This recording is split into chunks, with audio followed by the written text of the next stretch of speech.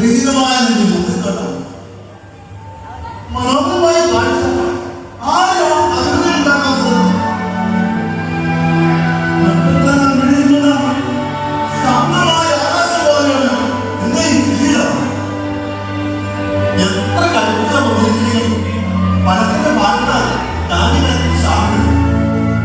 ഒരു കൃഷിക്കാരൻ നമ്മുടെ അധ്വാനത്തിന്റെ ചാരിതാർത്ഥ്യം തീരുമാനമാക്കി എന്ത് വേണം? ലാഭം അനുഗ്രഹീതനാണ് നീതിന്റെ കുടുംബവും ഞങ്ങൾക്ക് സന്തോഷിക്കുന്നു. സത്യം പറഞ്ഞാൽ അസൂയമാകുന്ന ലാഭത്തിന്റെ ഗുണത്തോട് ഇസ്രായേലിന്റെ താഴെയും കഴിയുന്ന ആൺകുട്ടികൾക്ക് ഉടമചാർത്തി പോലുള്ള മുന്നിലുകൾ എത്ര മനോഹരമായിരുന്നു. നവോ, നീ ശരിക്കും ഭാഗ്യവാൻ തന്നെ. എല്ലാം കരുണാമയനായ യഹോവയുടെ അനുഗ്രഹം, പിന്നെ എൻ്റെ ഭാര്യയുടെ മക്കളുടെ നിതാന്തമായ അധ്വാനവും. ഇക്കുറി മഴ തീരെ ലഭിച്ചില്ല. ഞാറ്റുവേല ചതിച്ചോ എന്ന് ശ്രദ്ധിക്കണം.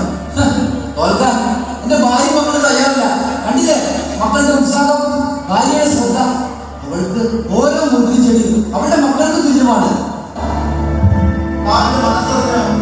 അതിനൊപ്പം നിൽക്കുന്ന ഭാര്യ, അപ്പന്റെ സ്വപ്നങ്ങൾക്ക് നന്മ ചാർജ് തരുന്ന മക്കൾ. അപ്പോ ഈ ഭൂമി തന്നെ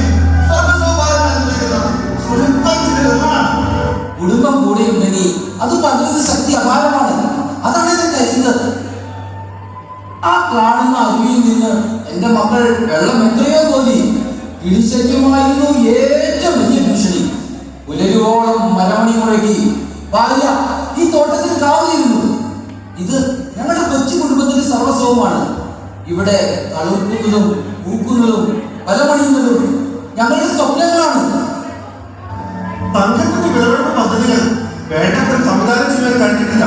എങ്കിലും സമയത്ത് വിളവെടുപ്പ്